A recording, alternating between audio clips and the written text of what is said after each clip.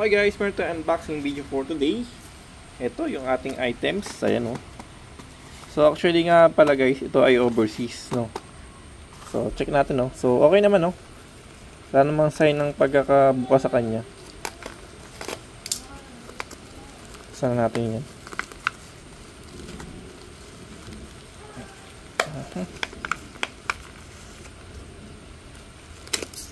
Check natin kung tama yung laman. Oh, okay, so ayan. Yun. So meron tayong 3M na Scotch Strong, no. Maximum strength yung nakalagay sa kanya. I'm 1M holds 6.7 kg. So hopefully tama naman siya, no. Saan nga ba ito gawa? Actually, saan nga ba? Nakalagay ba?